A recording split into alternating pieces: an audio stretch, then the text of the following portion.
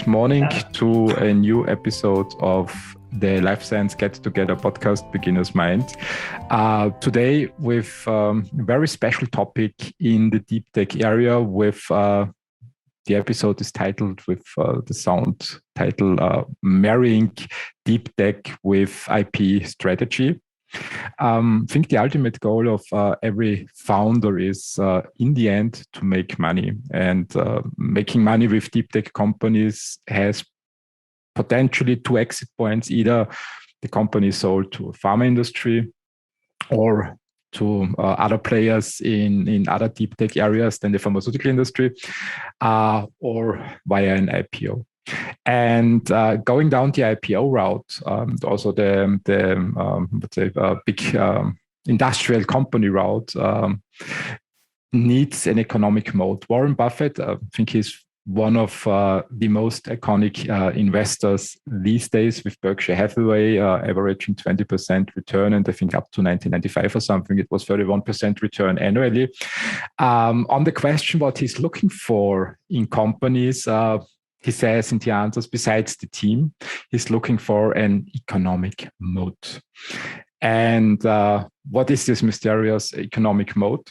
In case of deep tech and B2B business, is something that every deep tech entrepreneur should think about. And in my opinion, one of the best economic moats are patents, patent strategy and IP strategy. And I'm very happy today to have one of the best European experts in this podcast, Dr. Andrea Sommer from Munich, Germany, Bavaria. Welcome to the show. Yeah, hello, Christian. Good morning. Good morning, everyone. First of all, I want to thank you, Christian, for providing that wonderful platform for making this exchange possible. And I think it's an exciting topic, even if maybe some of the audience might think more that it's like taxes. But in fact, it's very exciting, and it's a strategic game, and you need to know the rules to be successful at the end. Taxes is exciting. I think most of the time people find out how exciting it is when tax audit is coming to the office, and then some can get very emotional. But let's stick with patents.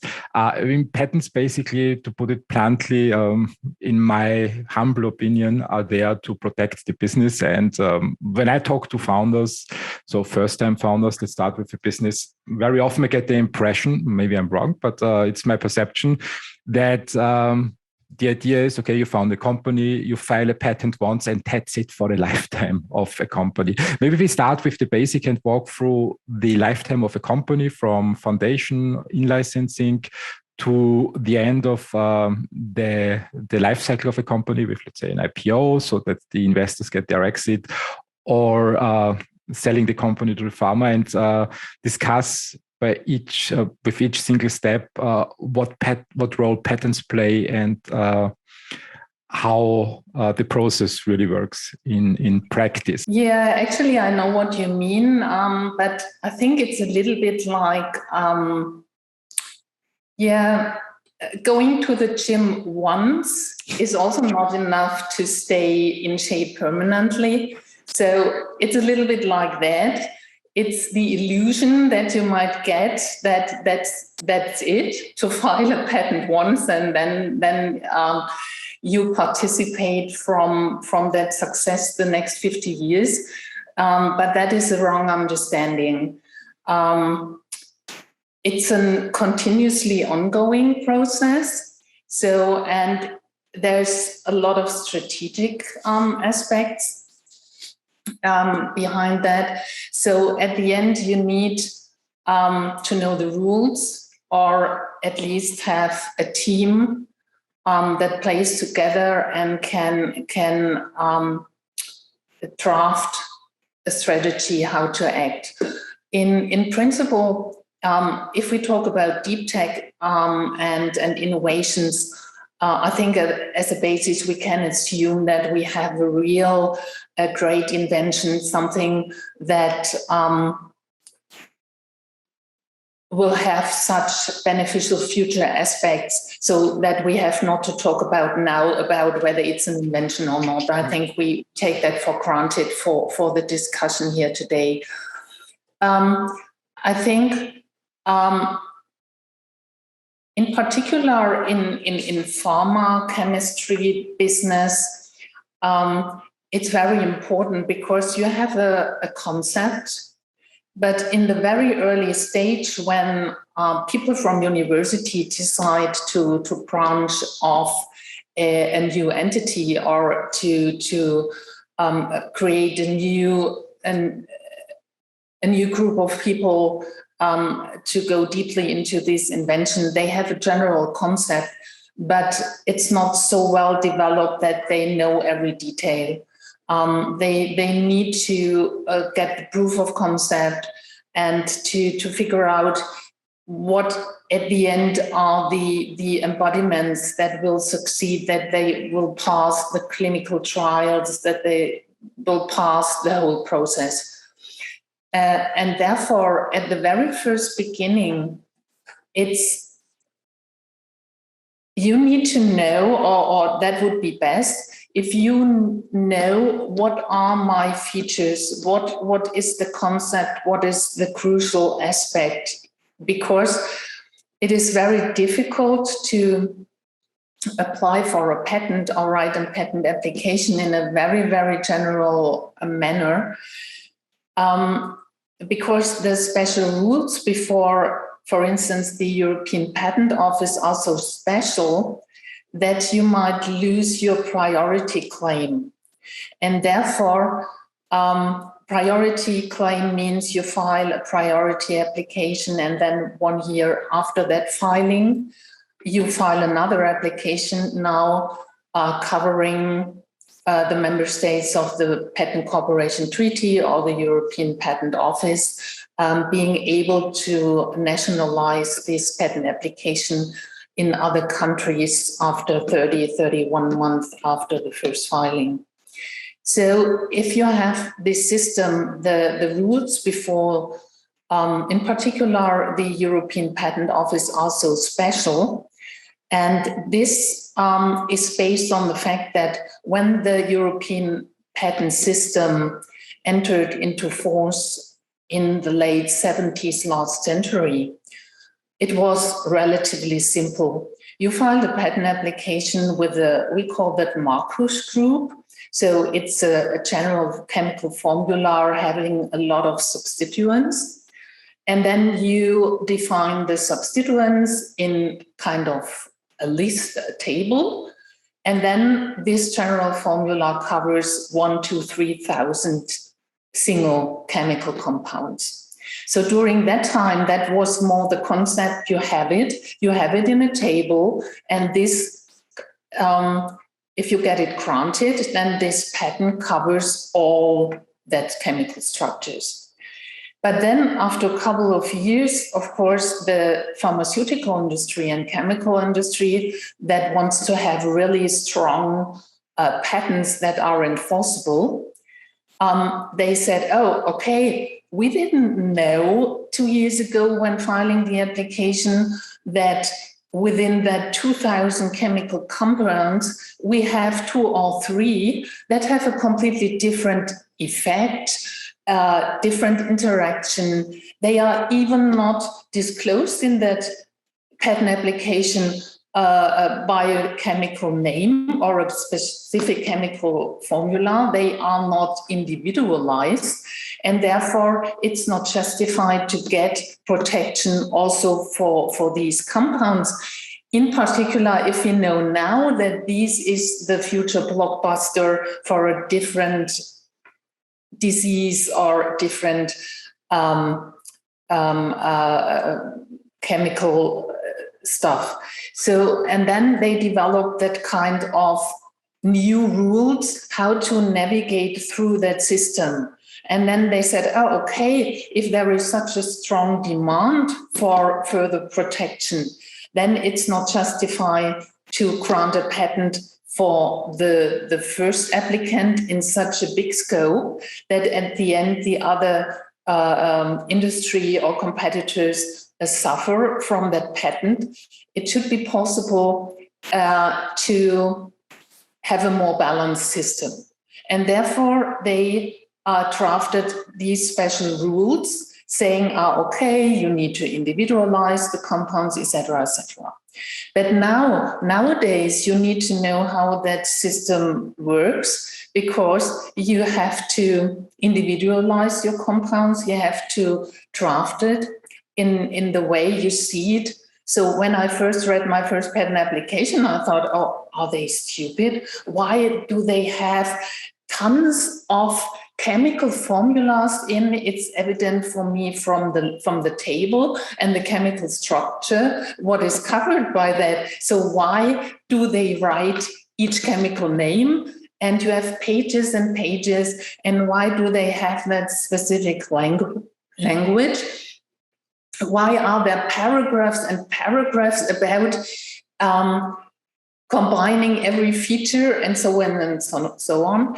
And actually, it's to comply with the rules and the system.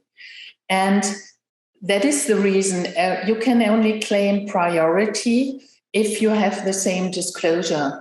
And disclosure means what you wrote in the patent application in general and how this is interpreted by a person skilled in the art on the basis of the special rules.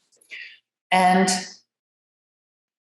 this is not so easy to understand. It's even for patent experts very difficult to draft something at the very first beginning where you cover a general concept without knowing the single chemical formulas. You have, of course, an idea. It's that group of substances, this group of compounds. Maybe you can amend the residues a little bit, having the same biological effect. You have a lot of theories, and you are at the early stage and try to figure out with testing and experimentation what will be the best target candidate for our invention and the further development.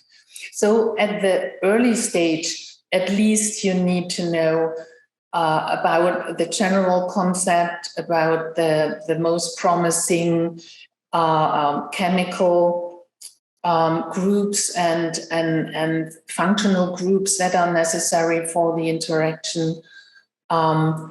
And what would be beneficial, at least 2 or 3 examples showing effects or showing that there is a proof of concept.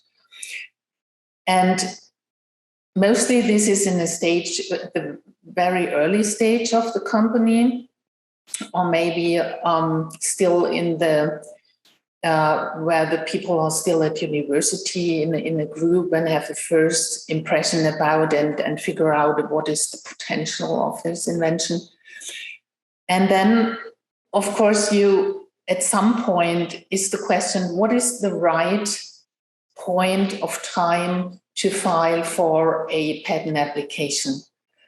And to be honest, this point only exists in theory, because you are always too late or too early. If you are too early, you have a problem that the patent examiner might be of the opinion that it's not revocable because the disclosure lack information how to put your invention into practice.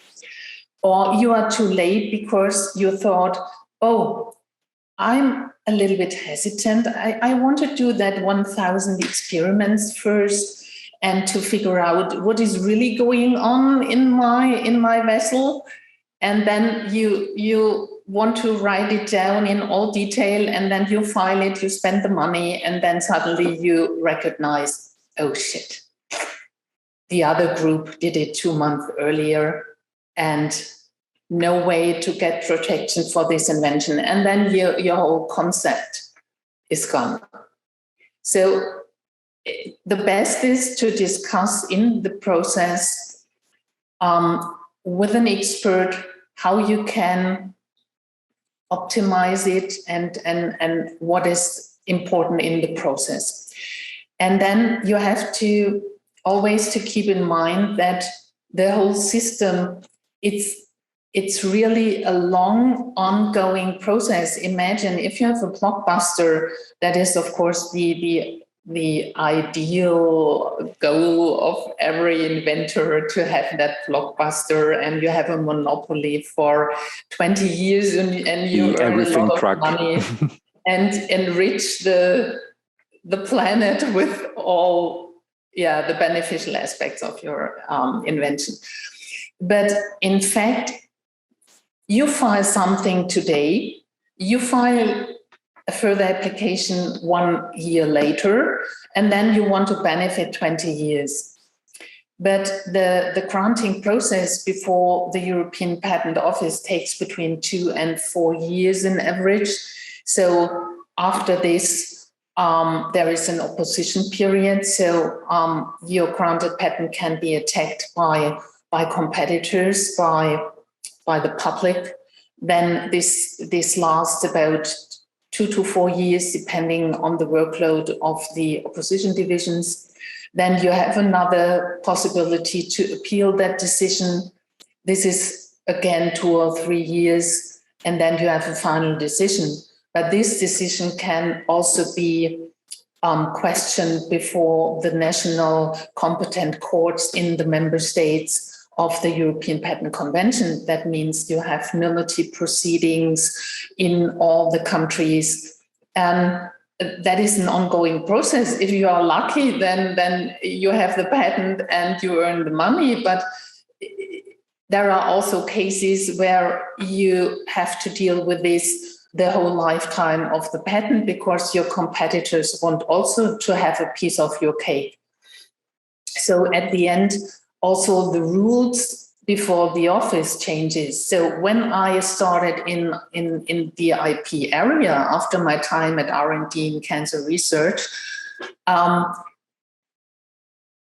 remember I attended a seminar and they talk about reworkability. And I thought, oh, that is interesting. Why becomes this more and more important before the European Patent Office? And so this is 20 years ago. About 10 years ago, companies lost a lot of granted patents, because they did not disclose in the patent application how they performed specific measurements that were mentioned in the patent application. For instance, in the area of industrial catalysts that are needed for huge chemical oil industry, etc.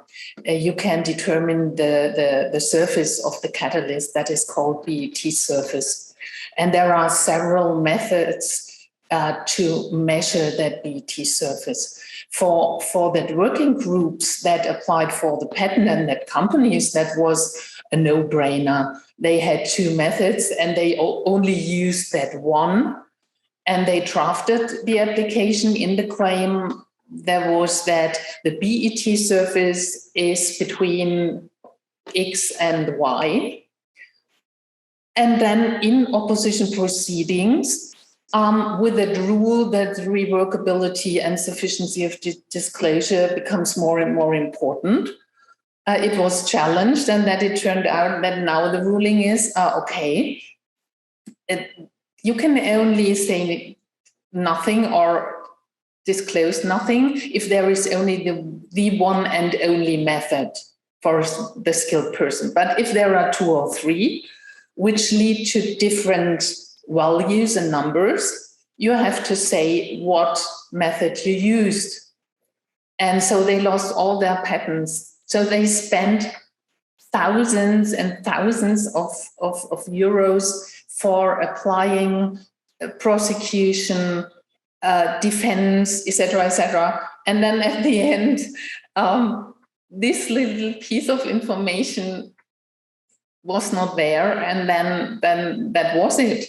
Nowadays, of course, you know that, and the experts really focus on what they get from the inventors and the summaries, etc. And then, of course, it's the experts' business to point to that and ask the right questions, saying, oh, okay, what measurement did you use for this parameter, etc., etc. So it's a complex system. So, but coming back to the starting point, so the very early stage, I think focus of the general concept, but it would be ideal to have at least some individual compounds or possibilities to show how it works, so that at that stage, at least, you, as a fallback position, you can claim what you already have. And then you need to check permanently, do we have new results? Do we have new chemical entities or group of compounds, or what? Yeah, for what we also need coverage, but what is not mentioned in the first filing. So during that priority year, you can also apply for other patent applications that claim then a later application date. And after 1 year, you can claim all the priorities within that year. And yeah, if you already know that you need a special apparatus for performing a special method, or you need especially adapted devices or whatsoever, then of course it makes also sense to have coverage also for those devices and apparatuses, because that helps you to keep the competitors away from your invention, because then you have a little wall around your invention. And of course, the goal is at the end to have a little bit more space, more buffer around you, maybe to claim other groups that are of minor importance for you. But yeah, so that the competitors will not dare to get into your area, and you have all in place to have the right coverage. But of course, as I said, it's an ongoing process, and it's very, very important to always double check the first disclosure with that application after 1 year, to check is priority validly claimed, to streamline all this. Because if you realize 14, 15 months after the priority application that the priority is not validly claimed, then your whole system collapses, because then all prior art during that 1 year, the priority year, is then prior art for your invention, and then you are not longer on the right track to do it. Let's highlight some points. I mean, you said it's an ongoing process. I think this is interesting because before this discussion, I thought this is a once in a lifetime event. So scientists work in their labs and have some discoveries, and then they file a patent once. You mentioned several times in the opening speech that it's an ongoing process. So it means then, and correct me and please comment on that if I'm right or wrong, it means so the ideal process setup for the scientist would be to involve a patent lawyer early on when he or she starts working on an invention and discusses the patentability of this invention with the expert for patents. And this is a process that is ongoing, which I understand it's over the lifetime of the invention that the patent experts work with the scientists. Did I get the right impression on that? Yeah, definitely, because you, I think, in the present case, we talk about companies, they want to earn the money with that idea and invention in the long run. And that they also want to have future embodiments in the pipeline, to have follow-up candidates in the pipeline, etc. So the problem is a little bit that, of course, you have, or most companies have a budget, and they need somehow to manage to use the money they have to pay their bills. Mm-hmm. So the question is, of course, the inventors and the scientists, they know their area very well. So in general, they know the prior art, they know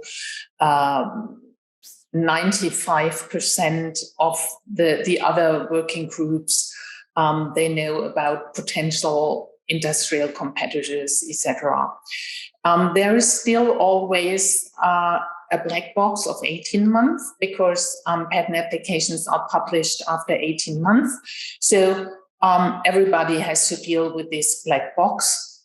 We just don't know what is in there, and it's always a surprise after 18 months if something pops up. But in general, you need somehow a patent search to learn more about your invention, learn about the prior art. So the question is how to get the results.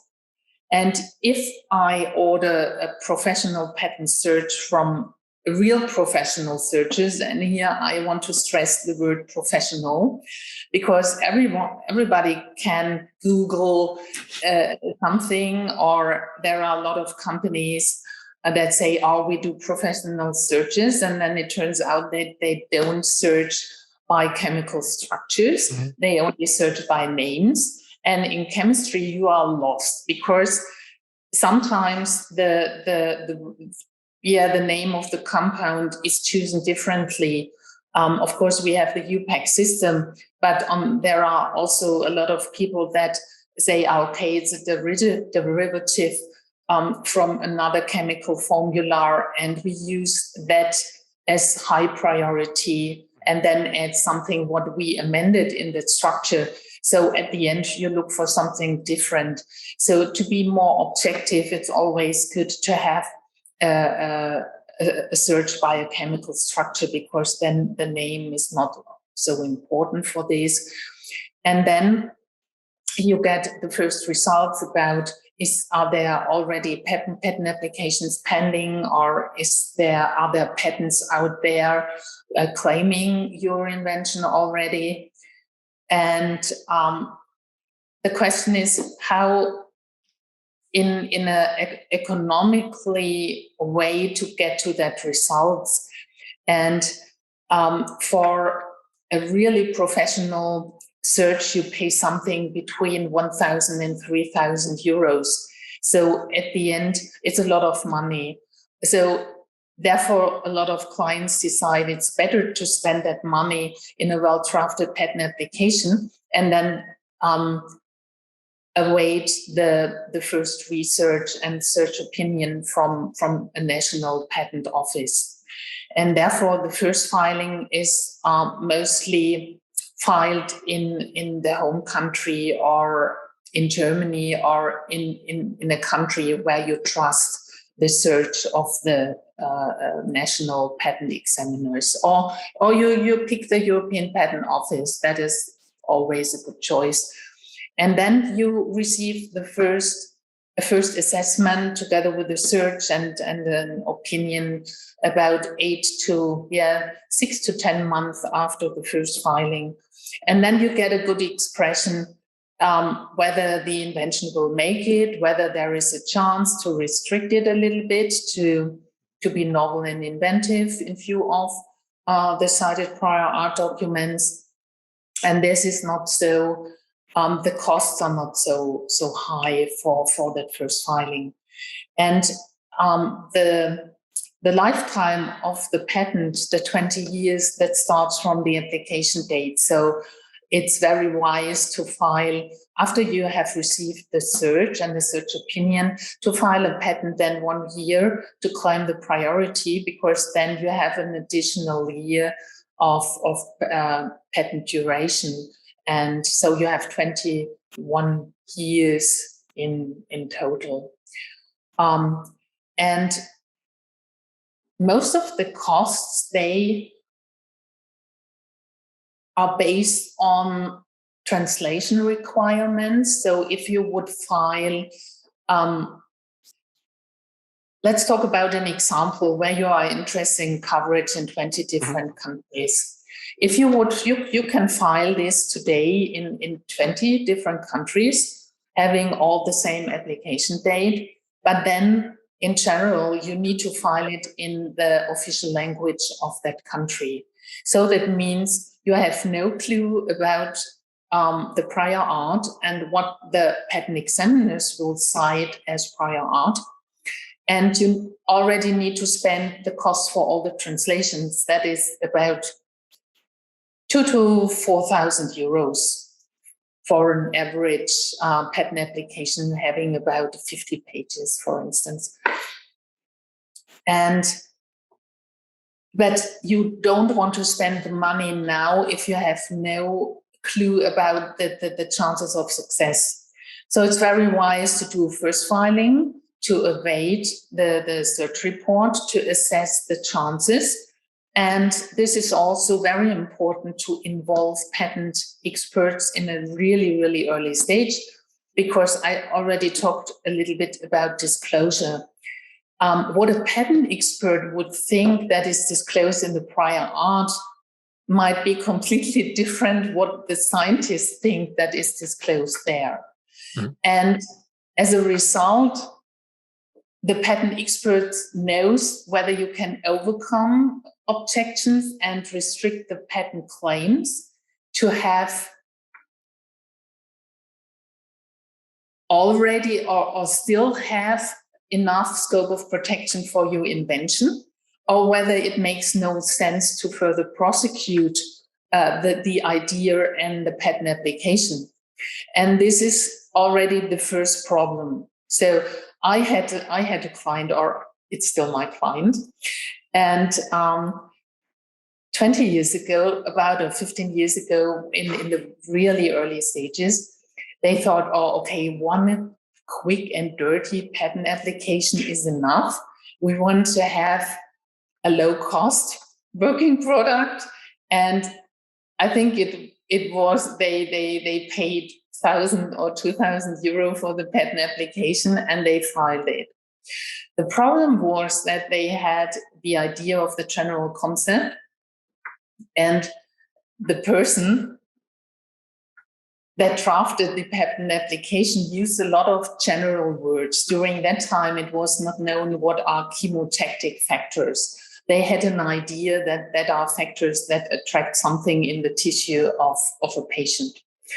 And that word, it was disclosed generally, but it was not disclosed in detail. It was not known what it's in fact.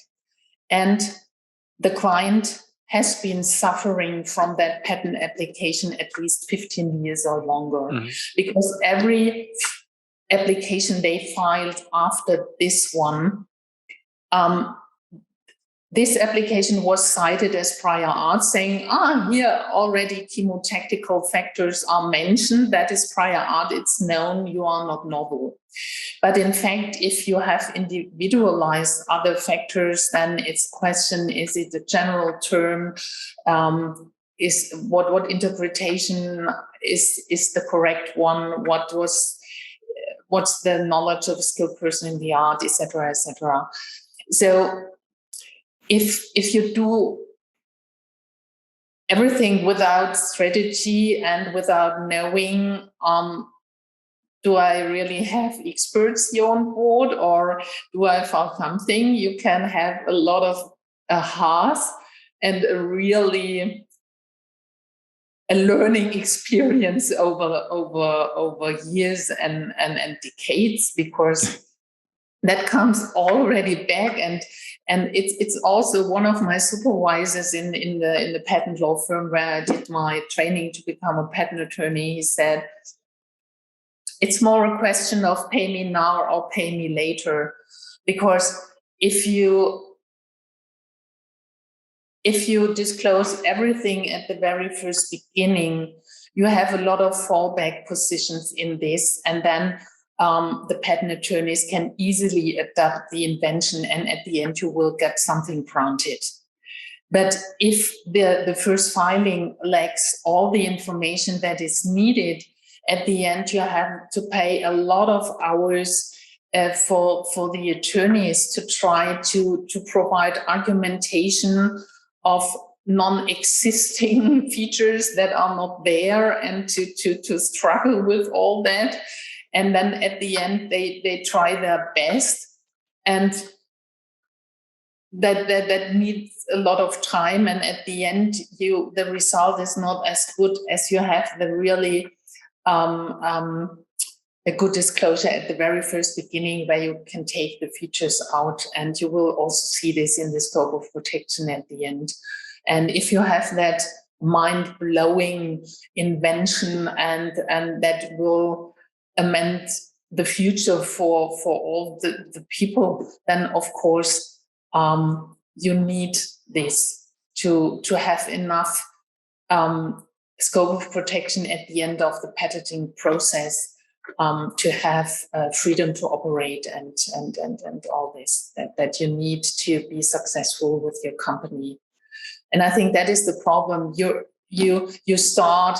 You always think about that concept, that American dream that you start in the garage with a computer and a vessel, and then end up as a multi-millionaire and a company. But it's a 30, 40, 50 years process anyway.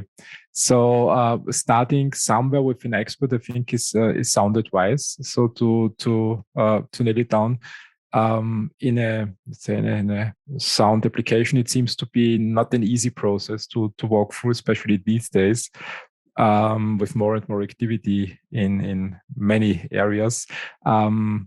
Then let's say everything went fine, and the patent ends up in a company and starts the American dream on the right track.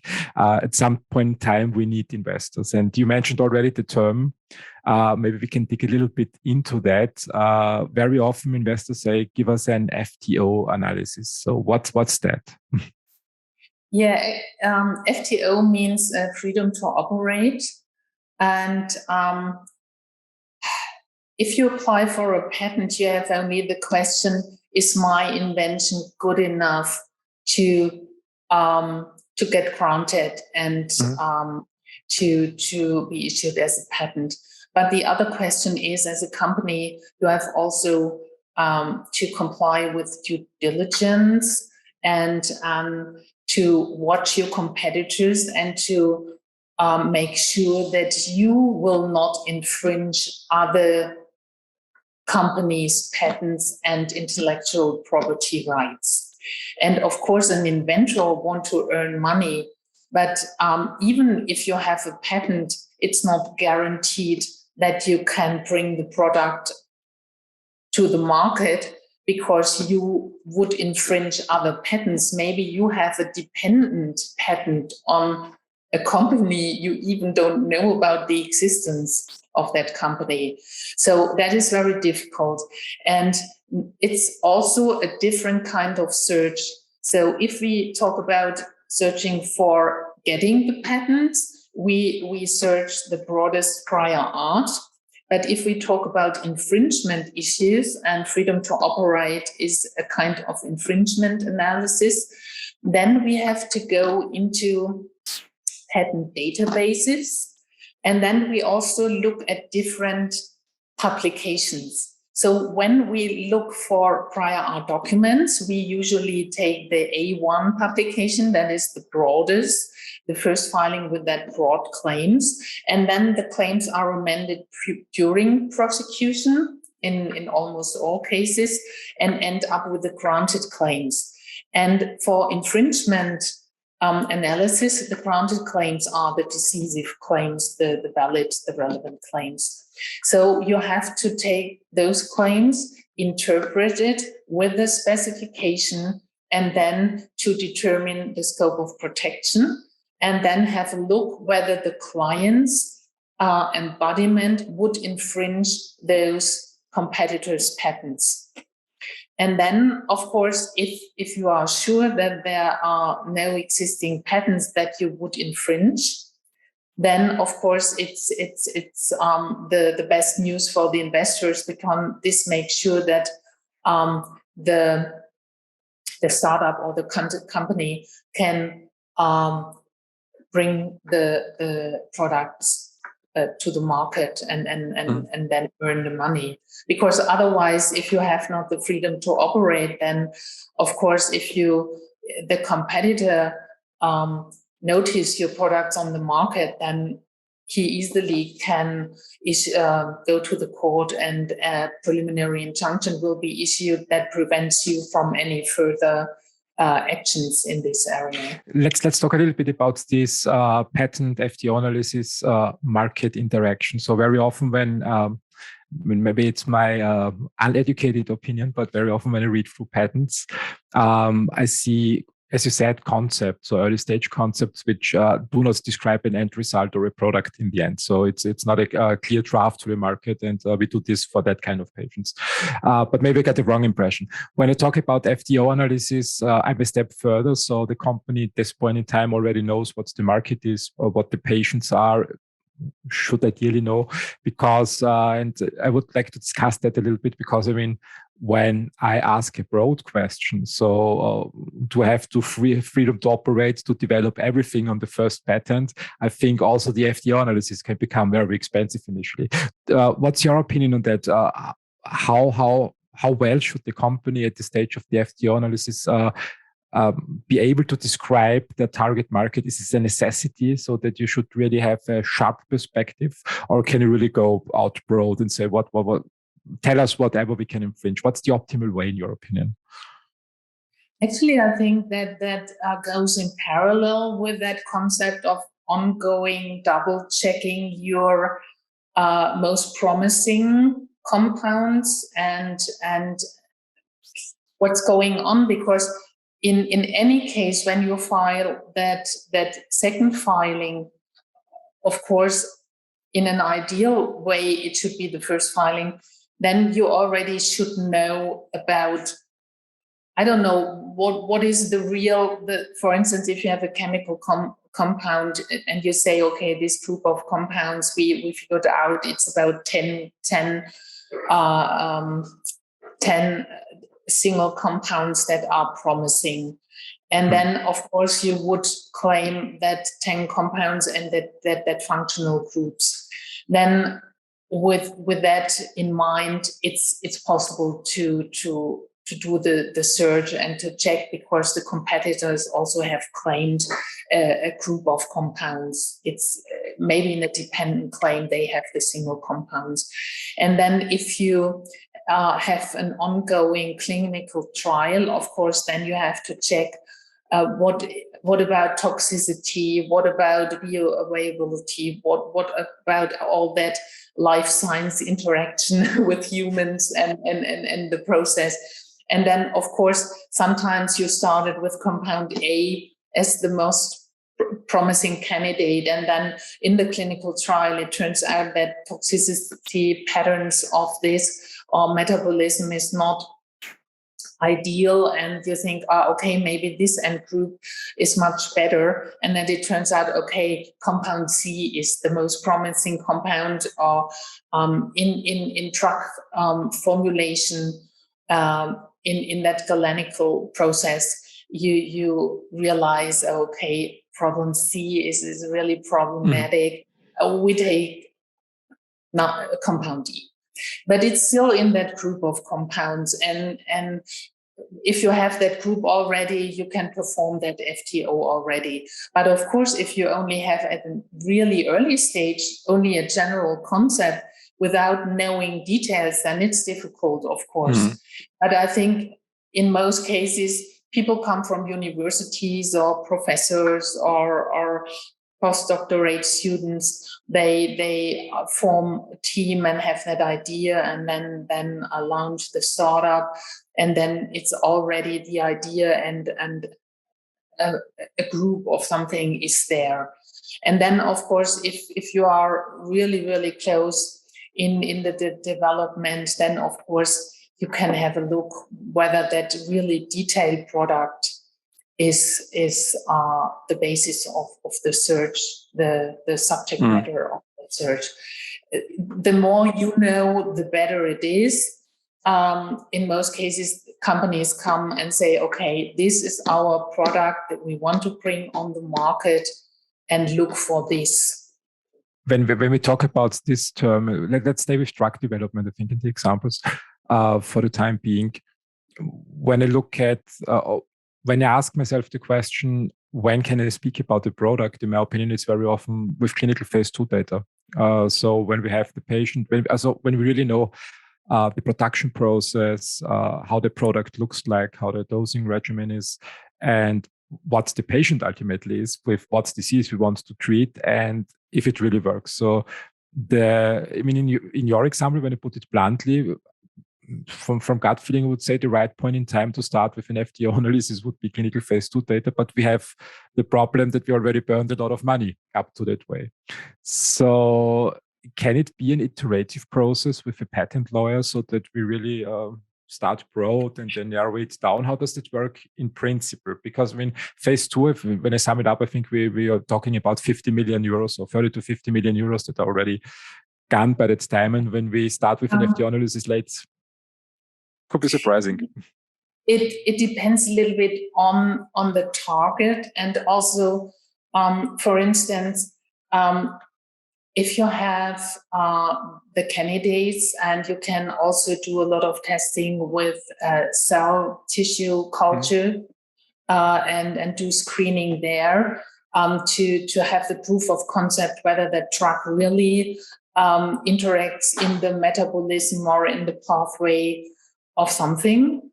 And if you only have you want coverage in your patent for the chemical compounds, and you have cell culture models for some diseases, that is sometimes already sufficient. Of course, we have 3 different types of claims. We have compound claims that result in protection for the compound itself. So you can produce it in any way you want, you can, or you can use it for all purposes.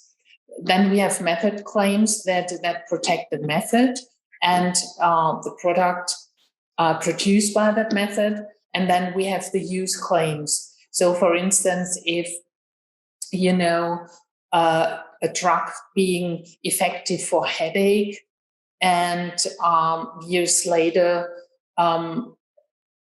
another group discovers that this drug can also be used for something completely different, as a fungicide, for instance, or something like that, then the new use of that compound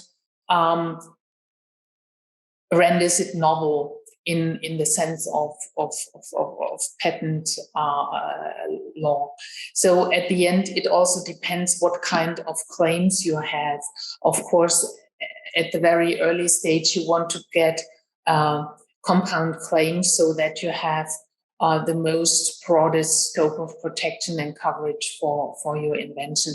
So also, this is also an ongoing process. If you realize that you need to adapt it a little bit, then you need to figure out, can we direct the claims maybe to something different that is already in the disclosure, or do we need to file for new patent applications that we have also coverage for this?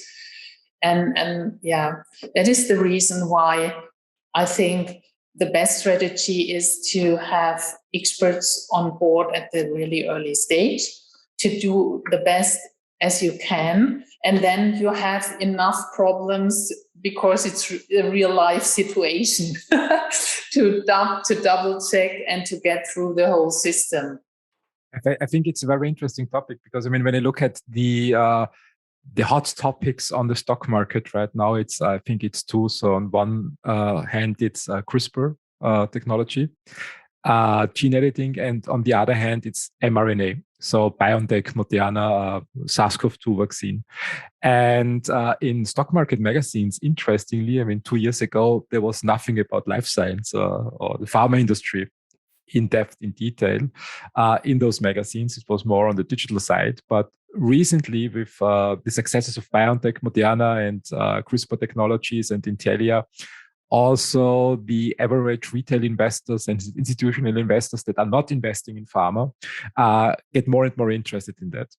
And recently, on both ends, mRNA and CRISPR, in those magazines, they showed a nice infographic explaining the patent landscape and how interlinked the companies in reality are. And it was very interesting because it looked extremely complex. It's how who license from whom and who does what. So when I think about the term we were talking about, FTO analysis, and I look at BioNTech, who pivoted, in my opinion, from cancer therapy or cancer vaccines to viral infections. I don't think that it was the initial intention of the founders to go in that direction. When I phrase it in a question, FTO analysis then, I think, is also not something that you can do just once. So I say it's one point in time. It also seems to be dependent on the direction or strategic direction of the company, also an ongoing process where the founders and investors interact with the patent experts on a regular basis. Is this the right perception?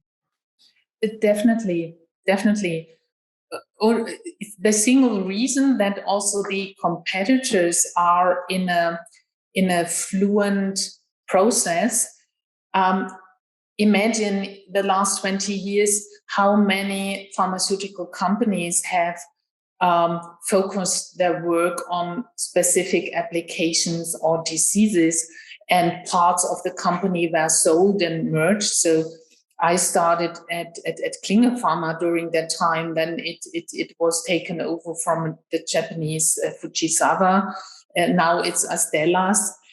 There's a lot of movement in that, and I think 20 years ago, people they had the same office over years, and every year a different business card, because there was a new name on it, because the divisions were sold, and that merger and acquisition process was an ongoing process. And on the other hand, of course, if you figure out, if you start with a vaccine against cancer, and then a global pandemic is coming up, and then you think, okay, we have all the technology, we have the tools to do it, we can amend it really quickly, so why not to try it? And I think if you have a look at this now, even 1 year later, you think it was a great thing, because they now have the proof of concept. And it was not that they started in February 2020. They started 10 years ago with all that concepts and everything. But even in that process, if you realize and notice that the competitors have something you need to produce your product, or if you have an own patent portfolio, you are always in a better situation, because then you can also offer cross-licensing. And if you have nothing, then of course, then they can say, okay, on the label is that price, pay it or pay it not. It's your decision. But if you have something to negotiate, then it's, of course, we have to observe antitrust law, etc. But even in big industry, whether chemical industry, pharma industry, there are a lot of licensing going on, and sometimes the competitors even know. It's also in that process when you attack your competitors' rights in an opposition. Sometimes we have the situation that we use strawman opposition, so that the patentee does not know who is attacking the protective right, because there are license negotiations ongoing and they want not to poison the atmosphere in the process. So there are a lot of strategic tools that you can do, but you are absolutely right. So if you see a chance, and that is, you need a brilliant mind, a brilliant brain on top that sees the chances to make a product of the invention. And then, of course, you have to search the technical area. Do I have the freedom to operate?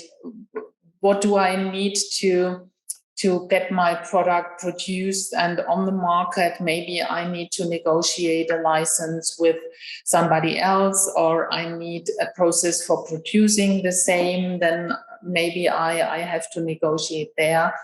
And also for that process, you need highly specialized lawyers that are able to guide you through that channel of things.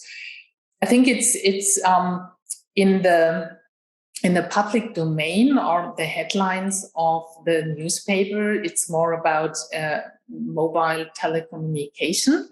So you read a lot of Apple and Samsung and Nokia and the basic technology of Nokia, and but imagine in a mobile a phone, you can have up to 2,000 patents involved in producing that device. So that is a real channel. It looks like more a map for a computer. Jungle is a great term, so let's stick with that terminology. When I looked, and go a little bit back to the pharma industry, when I looked at these infographics, especially about the BioNTech and Moderna case with the Sars CoV-2 vaccine, my mind started working and started making up worst case examples. And I want to discuss one example with you when we are speaking. So my understanding of patents so far was, as long as I don't push anything on the market, as long as the team I work with only is doing R&D, it's not a problem with patents. So nobody will file anything against the company, as long as it's not a product that is sold to other people. Is this the right impression, or is there also during the R&D phase, when people just want to do research, basic research, for example, is there also something that can infringe a patent that people should be aware of? It's just for checking my understanding. I think it depends, of course, for according to the national laws for scientists at universities, there is special freedoms how to use products for their experiments. But if you have applied for a patent and it's out there and it is published, then you are on the radar of your potential.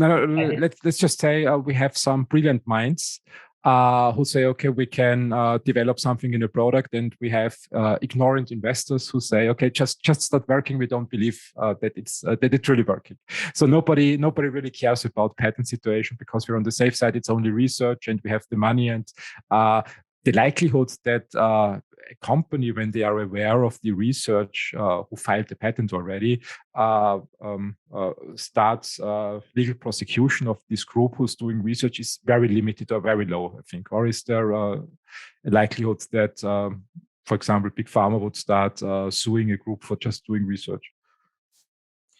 It depends on the results and what is published, because of course there are also prior use rights that there might be if you only do the research.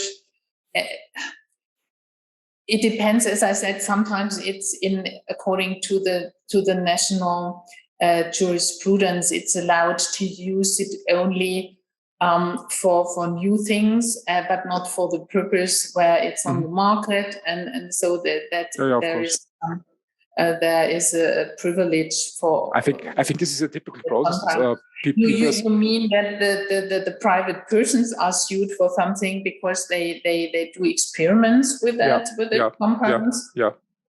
Yeah, that depends whether it's covered by that we call it in Germany Versuchsprivileg. That is regulated by the national.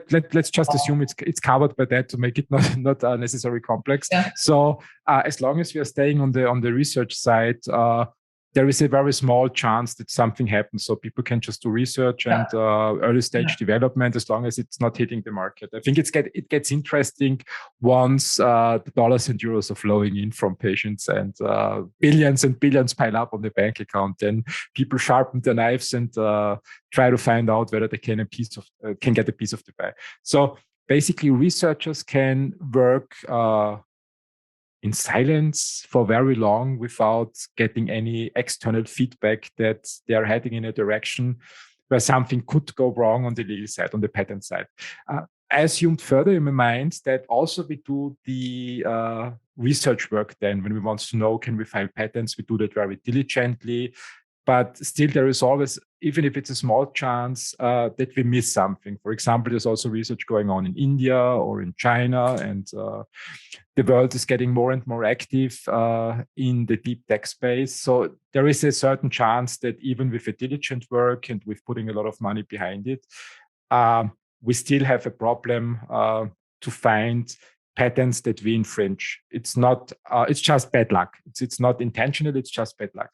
So my mind then came to the conclusion, okay, there is a possibility that we end up with a product that is ready for the market, and we are not aware that we infringed some patents.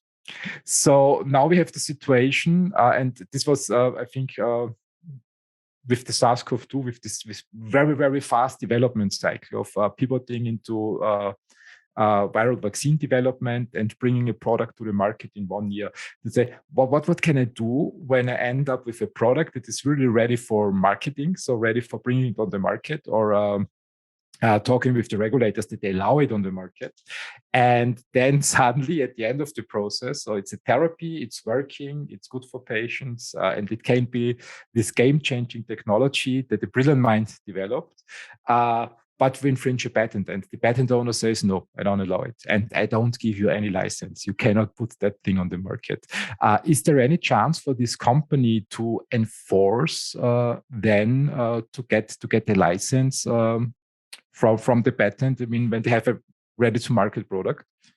This also depends on the national laws that we talk about a compulsory license.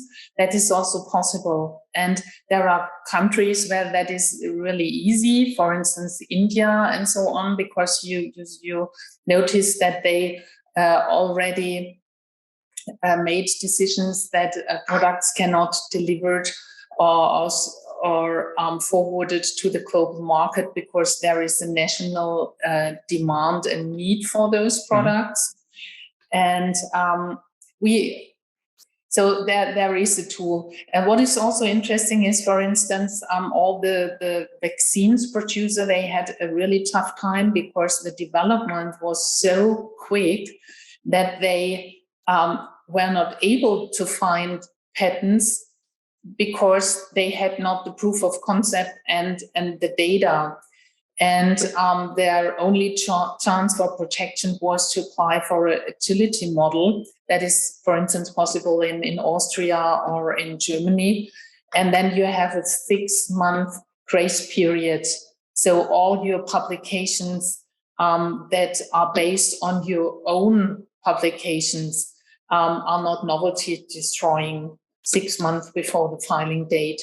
And the scope of protection and the rights to prevent other people from performing your invention are the same as for a patent. So it's a protective right that is not examined, it's just registered, but it's the same weapon, the same tool for the competitors. It's a sharp weapon as well.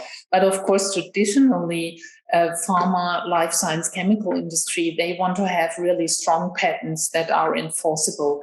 And therefore, they like more the patent system where you have an examined right and where you can assume after grant that this right is enforceable.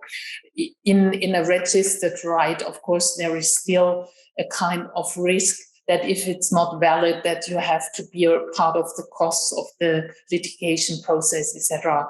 But there are tools. But coming back to the compulsory license, there are systems, and you can, if you show a court or an authority that you have asked that company twice or three times really seriously that you want to have a license, and it's in the national interest that this product is produced, like for Sars CoV-2 viruses or vaccines, then you can go to the court and apply for a compulsory license. And depending on jurisprudence, I think nowadays you would get one, because you have the same system in telecommunication systems, and there we have the principle of rent conditions. So that means you need to provide fair and reasonable remunerations and license royalties in order that your competitor can use the same standard. And of course, it's with the cables and the plugs and all that. That is very, you have a lot of standard and norms and that have to observe. And therefore, it's really difficult for people to get into that field. And therefore, I think with the compulsory license system can be treated similar to this, so that the patentee has to provide somehow a license for fair and reasonable. My understanding, especially in the pharma industry, is that a patent basically is there are a patent family or several patents to protect the product for up to 20 years on the market, so that the pharma company and the investors can secure cash inflows to finance the development of the new therapy, and also to redeem some money with the failed products that didn't reach the market, because it's, I think, one therapy that hits the market costs these days up to $3 billion. So it's a lot of money.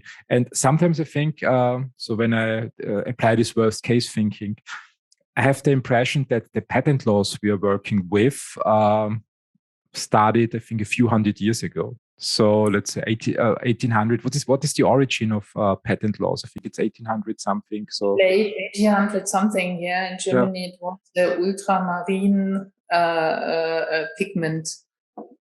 So I thought when we look back 1800, I mean, the world was not very connected, and I think the research activity was, compared to today, was very small. I know that there are a lot of breakthrough inventions, but inventors were more the rare breed. When I look now, the world today, I mean, with about 8 to 9 billion people on the planet, growing population, more and more universities who are active in R&D, in research, more and more companies who are active in R&D. And I think with the BioNTech and Moderna success, it will push the industry further in the future with bringing in new capital, getting especially the young population more interested in doing research. And as a result, we see more activity, which means ultimately more patent filings. And the world is getting more and more complex. So I really thought, can we really make sure, even if we handle it as an ongoing process, even if we talk with the best experts in the world and we allocate enough budget, that we don't infringe a patent? And it's just my gut feeling, and say there is always a likelihood that we oversee something, that we really have this bad luck. And this is a question which is more hypothetical to you. What is the future of patent law? I think, I mean, with this complexity that my opinion is rising in the world, with more and more universities joining the the high stakes game in developing also inventions with the intention to make money. How can we handle that in future? What is your opinion on that? The question is, I think the fundamental question is, how can you have progress in research in a society? And that was the discussion in the 1900s when the system started. It started mainly with inventions about rubber things, gloves and tires and all that stuff. And there was a lot of discussion about this. And then it turned out that the problem is, if you keep the things secret, then you have the problem, you never will have an idea about it. That of course, if you have something and you say that composition, it's very, very difficult to analyze it. And if I would have a patent, then after 20 years, the protection has lapsed. Everybody then knows it.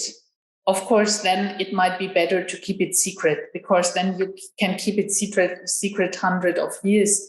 But is it nowadays really possible to keep it secret? Because you have amendments in your staff, people are hired and fired and they go to the competitor. So they have this in the mind, even if they are not allowed to take documents with them. There is still a problem. And the other problem is, if all the things are kept secret, at the end, you have no technical and scientific process in a society, because everybody has to reinvent the wheel from scratch, and you cannot develop things based on already existing knowledge. So the patent system in the whole world is based on the idea that it's an agreement with a society that you have invented something. And after 18 months, the public can read the disclosure, knows the detail, therefore that reworkability becomes more and more strict, that the invention is really reworkable. Because of the deal with the society, you get a monopoly for 20 years, but only in case you offer the public 18 months after filing this invention how you did it, or how you can perform the invention, and how to amend the system. Because if you have no protection, then you are also have the problem, will other countries or other companies from other countries be interested in bringing products to your market if you have no patent system? And it's a really complex situation. So I think at the end, the patent system will survive, because it turned out now for more than 100 years that it works mainly or no, I think I agree with that. The patent system is great, so it's there's no use to invent the wheel another time. I just think today we have more activity. There are more people doing research, and as far as I understand the situation, sometimes, I mean, especially with Sars CoV-2, these 12 months made me think a lot about it. Sometimes accidentally scientists make new discovery that could be promising. Also, the development speed increased. When I think back 40 years, the world was much slower than today. Best example again is Sars CoV-2, 12 months to market. It's really impressive. And also with the improvements in the communication technology, I think in the 90s, it was tremendously expensive to have an overseas call with the United States. So intercontinental collaboration was slow and expensive. People had to travel. Today, I mean, we are doing a Zoom call. You're sitting in Munich and I'm here in Vienna, and we can have a nice conversation that basically is at zero expenses. Doesn't cost anything. So no mobile phone company like in the 90s will send me an invoice over a few €1,000 for that. The nice thing is with these new tools, we can increase the level of collaboration so people can work much better together. And I think this will just decrease the time. When I look now on the patent side, I mean, the length and the time period, I think, was shaped in a legal system that was much slower. So today, I mean, it is 20 years time periods, the likelihood that the group invents something that turns out to be a new product within 20 years on something that was patented by another party is very high. And I think when we look 100 years back, the likelihood was, in my opinion, a little bit lower than today. So the question then really is, I mean, patents, basically it's a monopoly. So the patent owner can protect their asset and they can prevent another party to enter in that market or make use of his monopoly without his agreement to that.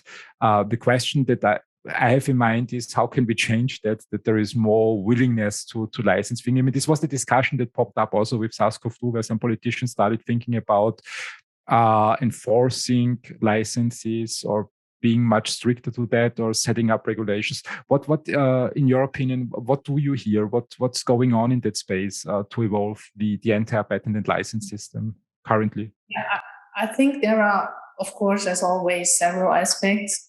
And first of all, I just wanted to mention in the pharmaceutical area, of course, you can get 5 further years as a supplementary protection certificate. That is also something you should have heard about it, because if your clinical trial for getting all the regulatory affairs done is more than 5 years, the period that lasts more than 5 years, you can add to the 20 years in patent protection. That is interesting for investors as well. Then, of course, I know what you mean. That was a discussion maybe 10, 15 years ago with all that generic stuff coming on the market produced in India and China. And, of course, during that days, imagine you have now decided with your application strategy what will, or it would be best if you would also consider what are the markets in 20 years and where are the production facilities, etc., etc. And during that time, most people did not believe that the Asian countries like India and China will grow so fastly. And of course, yes, nowadays we have a lot of working groups there. We have brilliant brains there as well. And of course, in some areas, you have an equal level of understanding of the science in all countries over the world. Even in countries like Brazil, for instance, they have really brilliant working groups, and in some technical areas, they are on the same level as in the US or elsewhere. And nowadays, I think what is also very important that if we talk about languages and translation, you may know that most of the costs arises after 30 months of filing a patent application, because if you have an international a PCT application under the Patent Cooperation Treaty, which most people say it's an international application, you have to decide which countries are the most promising one where I want to have the protection, and then to file translations of your patent application. And in former days, you had only that national filing. So you had a filing in China in Chinese, you had a filing in Japan in Japanese language, etc. But nowadays, with all that Google translation machines, with a DeepL, and just to name a few, you are now in a position that, for instance, the European Patent Office already offers in a computer software translating patent applications into Chinese language and Japanese language. So the exchange is much more faster. 20 years ago, a Chinese company had to pay for translating the German patent application of the German national office into Chinese and had to pay for this. Now they can do a machine translation and just check, is it our invention? Is there a conflict or not? So I think this is the translation machines. That is a tool that accelerates the whole process in exchanging the process.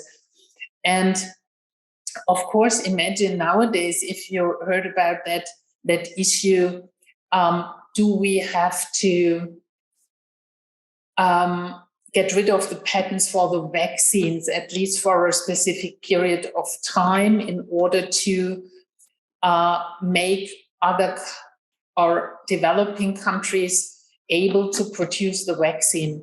And I think I'm always on the side of a scientific-based, realistic argument, and not so on an emotional argument. And I think the argument that was made by, for instance, BioNTech, etc., they said it's very complex, and to make sure that at the end we have a high-quality product, you need the scientific and technological skills to produce it. And that is a question of a license. And we offered all companies that came to us and asked for a license, we negotiated, and we are in a position to provide the license. But it makes no sense to get rid of the patents and say,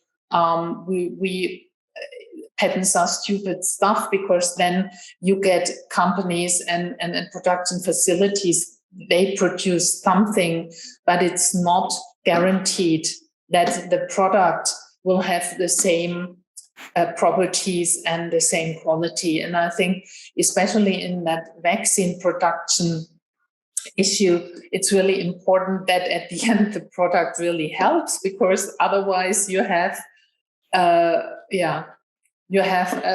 money cash burn that at the end with no results. No, this was also this was also the thought I had when I heard about the discussion in the vaccine space to enforce or to basically put all to waive all patent rights by enforcement of the government. The first thought was, does it really solve a problem? Is there really a problem there? And I thought, no, there is no problem, because patents in that particular case, the licensing, negotiating strategies of the pharma industry, I think it works well. So nobody's interested to withhold any rights as long as they make money. So I mean, it's of course we have to all redeem the costs in the industry. But as you said, I mean, also BioNTech made that statement. Anybody that asks us can get a license. It's not a problem. We negotiate that. And I thought the real problem there is, I don't think that the entire pharma industry was set up to produce vaccines in no time for 8 billion people on the planet. I think this is just a physical problem that we cannot change natural laws. So it's, as you said, the production processes are complex. You need a lot of know-how. And this is not a problem of the patent laws. Yeah, and even the starting material. So I read a lot of articles that there's a shortage on the educts and the starting material that are involved in the process, all the liposomes, all the vials to get it manufactured, and all that stuff. But what will be interesting is the question I heard that now they are in a process of establishing production facilities in Africa. And I think that will be really interesting. The companies that are now today are interested in vaccine production, if they file a patent application, maybe they should also consider about having protection in the African area or in that regional patent system in Africa, because if you now today start with production facilities there, then in about 1, 2, 3, 5 years, you will have excellent, educated, skilled scientists there. And then if there is an industry upcoming, then it's like in China, the countries are interested in improving the system. At the very first beginning, the law enforcement system will not be so strong, but 5 years later, it will be equal. And then at the end, in 10 years, you can have a completely different situation there. And also the labor costs. I heard about production industry moving from China to Ethiopia for shoe manufacturing, because the labor costs are so low in Ethiopia. So that are the issues you have at least somehow to consider and to think about future markets, because it would be a pity if you would have no production or no possibility to have patent rights there where they will produce it mainly in 15 years. That's true. I think there is. I think the world is still with the lockdowns. The world is moving more closer together than falling apart. Looking at today's problems, I think what also Sars CoV-2 showed is that international collaboration really helps to tackle and solve the world's most pressing problems. And I think this is true for a lot of problems that we have currently. Just think about climate change. I think this is currently a fact that nobody discusses anymore or challenges it. And when I try to think like a politician, which I'm not, but let's just try it for this exercise.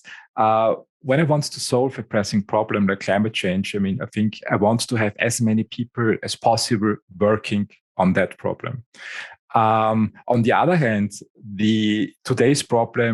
solving today's problems is very expensive. It needs a lot of capital. I mentioned already a new therapy. I think 10 years ago it was $1 billion.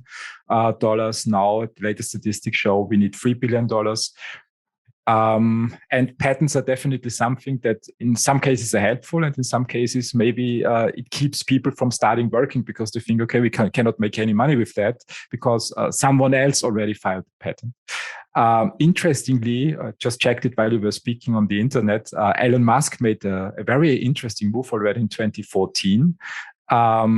He put all his patents, or Tesla's patents, basically in the public domain. Basically, everybody got a license for free from Tesla. So up to now, Tesla doesn't literally own any patents anymore because anybody can use the invention. And to the question why he did it, he said, okay, we want to be the technological leader in that space. We don't need patents to protect it. We want to help other companies to evolve faster. What do you think about such a strategy?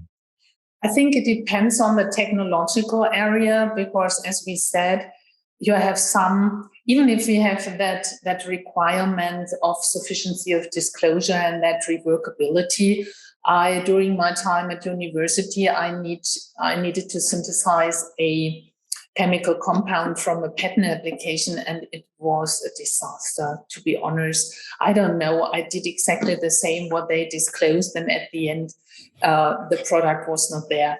And then I noticed, if for a skilled person it sounds like this is the plan and this is correct, maybe they added 1 drop of 3-ethylamine or something different, or the pH was 0.2, not ideal or whatsoever.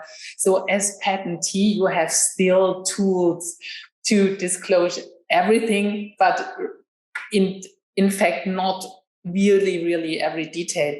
And imagine it's not that you invent something and the people after 2 months know everything. It's a long ongoing process. You need to understand it. You need to understand the parameters.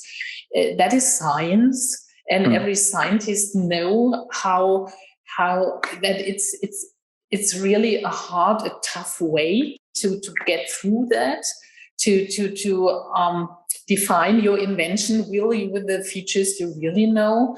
And I can assume that Elon Musk meant that we are so far ahead already, and we have the stuff, and it took us years to get the knowledge and how everything is interconnected, that it's not so easy for others that are now in a process to establish this technology.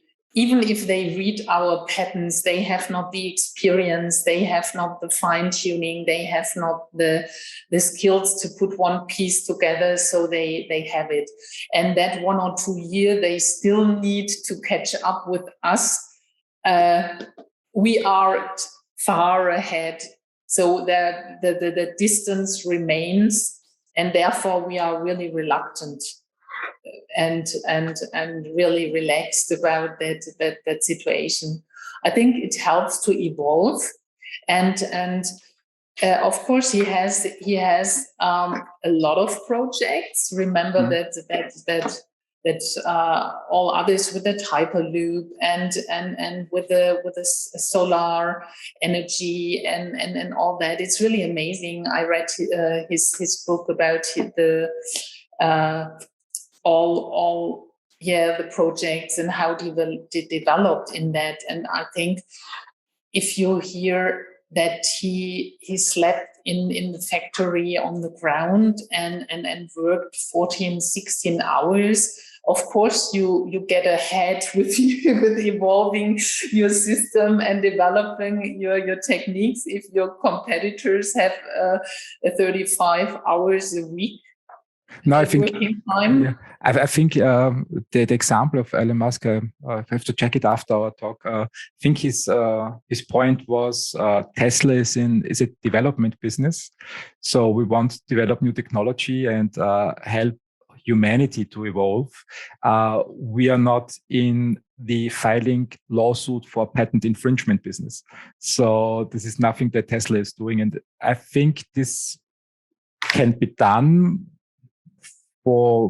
from founders and CEOs of companies with a market capitalization of $600 billion, or where they still own a third of the company. Because, as you said, I mean, they are so big and they have put so many small pieces together, which is really complex, that someone who wants to copy that basically needs to collaborate with Tesla to really understand how they are doing that, and needs to send stuff to to Tesla to get proper training.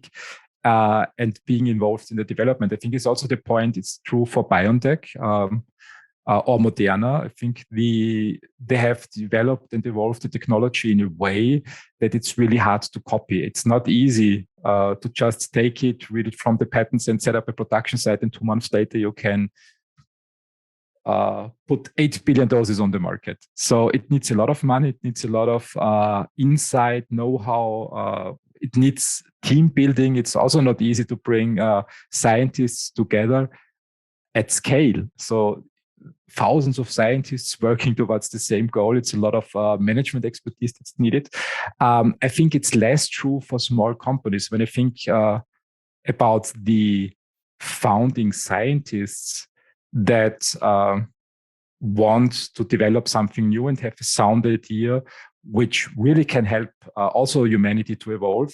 What do we have in a company in the beginning? We don't have a team. We don't have trade secrets evolved. The only thing we have initially is basically a patent that we can put into a company shell and that we can use for evaluation to attract investors to invest money in that. If in the beginning we don't file patents, there's basically nothing in the company. So you're absolutely right. And I think that is also a difference to the Elon Musk story, because somehow he was also able to make a lot of money, even if his companies failed, and had also It was not a deep curve up. It was an up and down. And a lot of people forget that they were really, really down and close to bankruptcy. And then somehow he managed to survive. And that is true for most of the most brilliant people on this planet. They had really ups and downs, and all the people only see the ups and think, oh, that is so easy. No, I don't think it's easy. And you are absolutely right. At the very first beginning, the problem is if you have no money, you need to attract the investors to get you the money. And of course, if you are in that position after years that you think, oh, okay, that is my contribution to humanity. Here, I sent you the details. You can do it if you want. Yeah, that's great. But if you have the patents, it's your decision how to use the patents and whom to offer it. And then it's your decision. But if you have none, how can you attract investors? Investors, they want to earn money with something. And of course, due to the global policy on the market and all the bank system at present and the policy around that, of course, you get no for your investment. The stock market at present, it's skyrocketing. And on the other hand, if you have 10,000 euro on your bank account, you have to pay additional euros that they keep it for you. So I think that is why at present such a lot of people go into that market. And of course, maybe they are also thrilled and fascinated about the science. It's fascinating if you see SpaceX and the rockets, and that you can save a lot of money and parts. And when the rockets go down to Earth again on that specific point, that is amazing.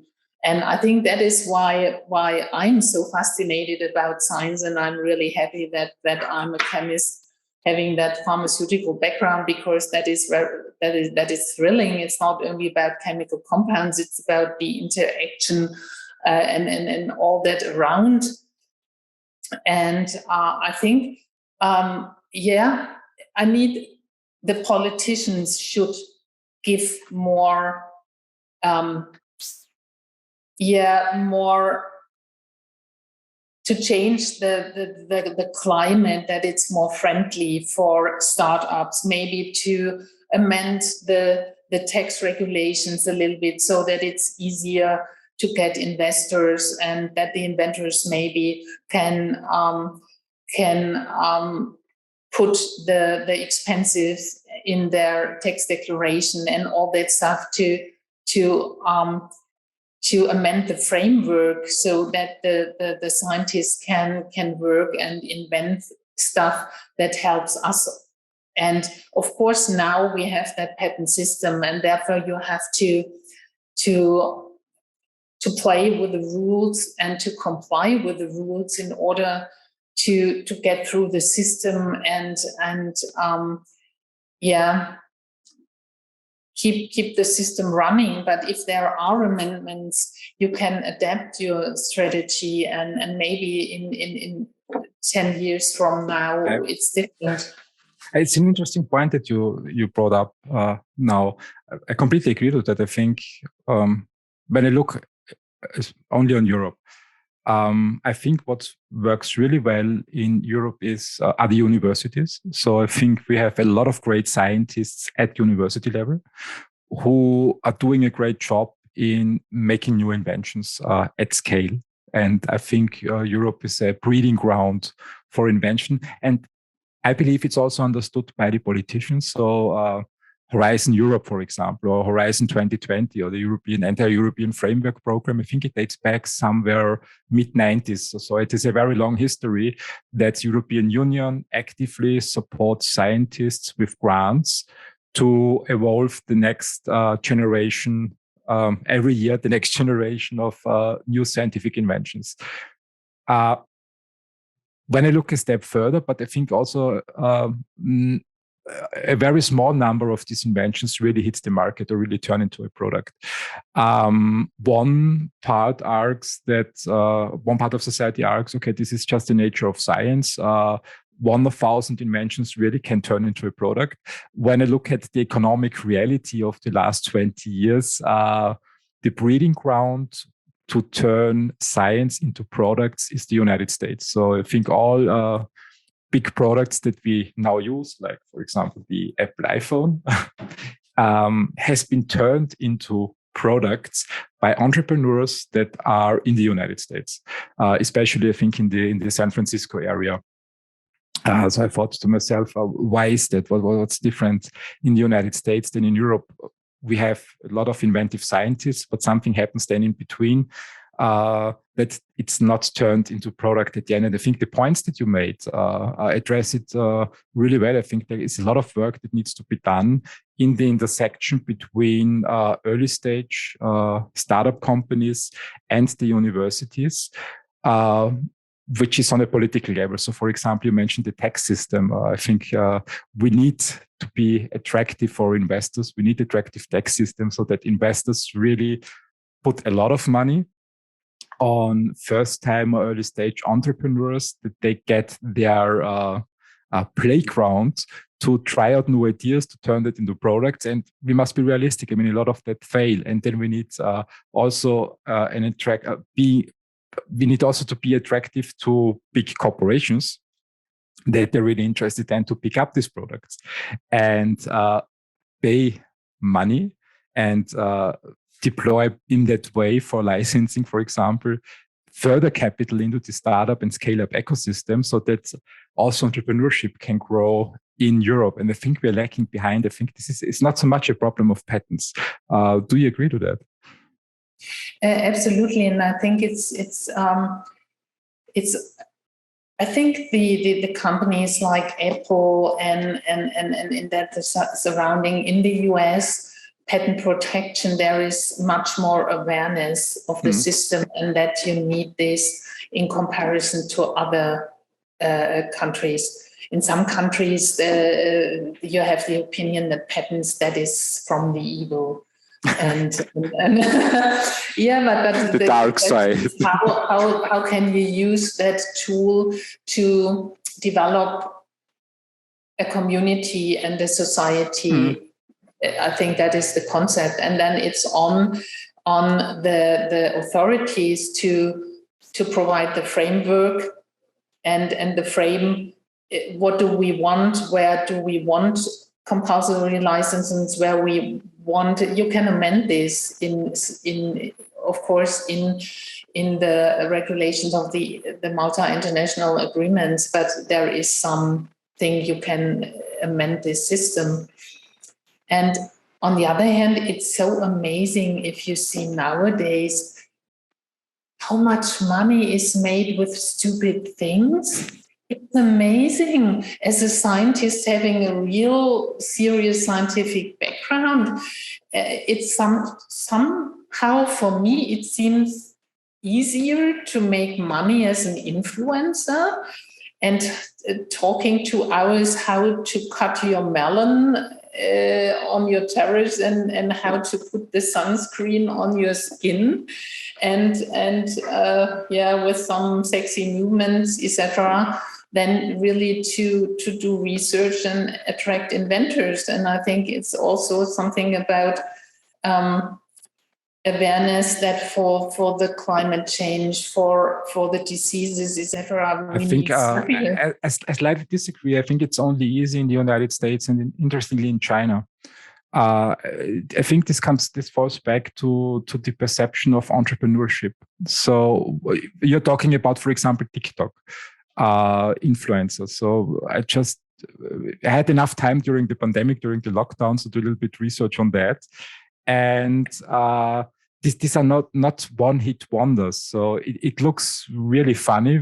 Just thinking, Charli D'Amelio, for example. I mean, it's a 18 or 19-year-old woman from the United States who looked like this one-hit wonder on TikTok. So she made basically TikTok famous, but she trained dancing all her life. So she has really put, I think, 18 years of work behind it, so that it really looks then effortlessly on TikTok. And the thing is, the TikTok algorithm only works for people who put out 8, 9, 10, 11 videos per day on a constant basis. So every day, 10, 11 videos. It's a full-time job, basically. So it's not that easy. I think what we lack in Europe a little bit is an understanding of the benefits of entrepreneurship. I rarely see any influencers arising from Europe that have a global reach. So this is really a phenomenon that works in China, in India, and in the United States, in my opinion. In China and India, so well that the government start restricting that because the influencers really get influence. In Europe, however, I see some influencers, but they have definitely smaller followings than their Chinese, Indian, and United States counterpart. I think what we need is an improvement in the understanding of the benefits of entrepreneurship here in Europe. Definitely, but I think I had now not TikTok in my mind. I thought about a story. My friend, she's a tax advisor, told me that she had a new client in the age of 18. And shortly after school, he decided that he will become a professional game player. So he did the whole day, he's in front of his computer playing that games where you have to shoot the whole day. Fortnite. And people pay for watching him playing the game, and he makes 2,000 or 3,000 euros a month with this. And he asked her whether he can buy a new computer and whether he can reduce the taxes with that. So that was very, very funny. But I think what is how can you attract that group to study chemistry or pharmaceutical science or whatsoever, earn no money, spend years of your life to come to an understanding to get in that entrepreneurship if you can earn money with playing computer games the whole day. I think it's similar challenging. I mean, it sounds funny and easy initially. So one of these computer players is his name is Ninja. So his in-game name is Ninja, and he makes millions every year with just playing computer games. But as I said in the example before, it's a full-time job. So it's not that he sits down for 5 minutes per day or once a week and makes millions. He plays this stupid Fortnite 8 to 10 hours per day and streams his gaming sessions to YouTube and makes money out of the YouTube algorithm. And at some point in time, also Red Bull decided to sponsor him. And he's doing that, I think, for more than 10 years now. 10 years, 7 days a week, 8 to 10 hours per day, playing one game. And before Fortnite, of course, he was playing something else. I tried it. I really love computer games. But just imagine sitting in front of the computer. It's work. It's real work. It's in my opinion, it's as hard work as being a scientist. And initially, the thing is, for these influencers, the millions don't start flowing in from the first minute. Yeah, so sure. Very often you have this, it's like science, also with BioNTech. BioNTech, they were not rich right from the start. So they were not billionaires right from the start. There you have this very long time where you have to invest a lot of money and a lot of time and nothing happens. No followers, no comments. And when there are comments, especially on YouTube, they are negative. So there are a lot of people out there who try turning people down, putting people down. And I think it's the same in science. But in the end, for those who endure, then sometimes you have this exponential uptake. But the interesting thing is a lot of people give up on that path very easily. So the minute no money is flowing in, there's no instant gratification, they give up. And I think those who become really successful, for example, the couple that founded Biotech, they went through all phases. So they really started from scratch, built a company. And also, I think in their history, where a lot of times where it was a little bit shaky, like Elon Musk, Tesla, it's the same. I mean, the uptake for Tesla and that Elon Musk really became famous was last year. So 2020 was this tremendous bull run of Tesla. And now Elon Musk has a lot of influence. And when he tweets Dogecoin, the price goes up. But I think 10 years ago, it was more the nerd who tried some stupid idea and who wants to challenge the German car industry. Yeah, but on the other hand, now if you see that the transfer from combustion engines to the battery driven technologies. It's the question. The German manufacturers, mostly it was about the engine, how it works, and how much horsepower and all that stuff. And then the question is, if every car has the same battery, what is the distinguishing feature then? Is it the sound? So is sound creation the new upcoming profession? That there is still a sound, or what is that? But at the end, I think that most of the really big industries, they are so on their track and miss development somehow, because it's the same structure and the same regulatory mechanism keeping that system. And I think as an entrepreneur, you are a smaller unit and much more flexible and maybe thrilled about an idea, and then you do it, and then it's only half on the way that the big industry notice your actions and think, oh, that could be interesting for us as well. And then they try to do a merger, or they try to to take over your enterprise, whatsoever. But in fact, we have a lot of examples 10, 15 years ago where such interesting companies were purchased by big industry. And I think it's also encouraging for the starting units. I think here in Munich we have also good infrastructure for entrepreneurs, and they have a kind of monthly report. Now it's not longer on paper. Now you get it electronically, what's up there.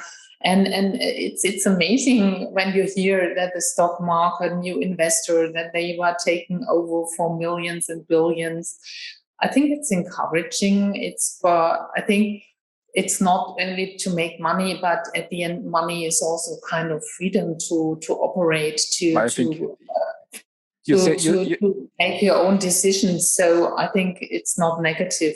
You said it before. I mean, you said patents are a tool, or understood as a tool in the United States. The same applies to money. I mean, when I talk with entrepreneurs from the United States, money is a tool. There's not much emotion behind it. I think this is still in Europe at some parts, that people think money is the root of all evil, and it's just capitalist. You can use it. One part of this, I mean, I agree to all what you say. Interestingly, I think big corporations are by nature less innovative than smaller corporation. A big corporation has, I mean, a company becomes economically successful when they can do one thing very well, better than others. So it's a basic principle. And the bigger a company gets, the more they need to focus on this one thing to stay successful. But solving new problems needs a lot of creative thinking, and it's just a different mindset.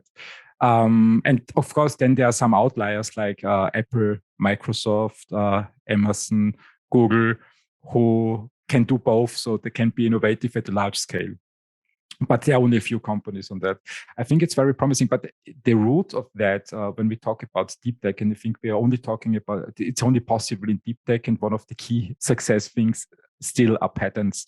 I don't think that we can give it up, because initially when someone starts, I think also for Elon Musk, in the beginning, patents were key to success, to attract investors, so that he can prove, okay, if that becomes really successful, and if that concept works, you can earn back your money, regardless whether we can turn the company really into a sales engine. It was, I think, also with Tesla, it was not clear in the beginning.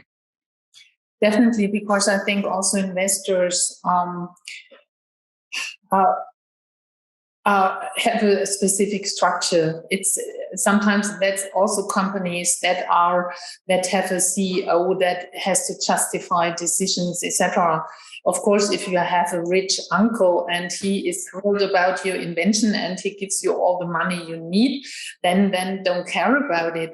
But if you really need investors, they also have to justify their decisions and why they put the money into it. They also have that regulatory structure around. And how can they act if they have nothing to justify? They always want to be on the safe side and invest in companies where you get at least something, and at least something is the asset, is the patent, because for the patent you can justify that there are some realistic features like search reports, like search opinions, like freedom to operate opinions, like whatsoever. That is a clear thing. You know what is the basis for this, and you can make an assessment. And this assessment justifies the decision of the CEO, of the investor, a yes or a no. And therefore, they always want also that guarantee to be on the safe side. And to make the assessment, you need parameters, and how you will do it without anything. And I think, therefore, you can like patents or not, but in that in the world and the system as we have now, it's a kind of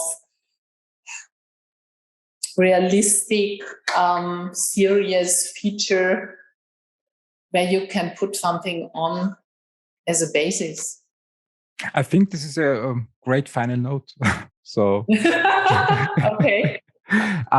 Let's just ask me one last question before we run over the 2 hours. What is your advice if a young entrepreneur approaches you and says, how should I deal with this patent topic?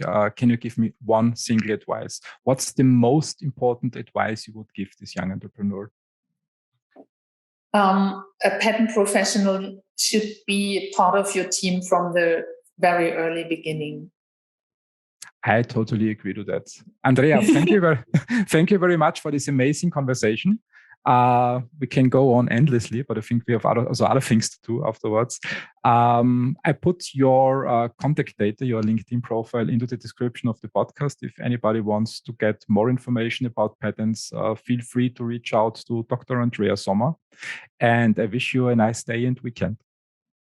I wish you the same, and thank you for hosting and for having me today. And great weekend and all the best for the future. And we will see. Have a great day. Bye. Bye. Thanks for listening. Please share the podcast and make sure you've subscribed. Have a great day.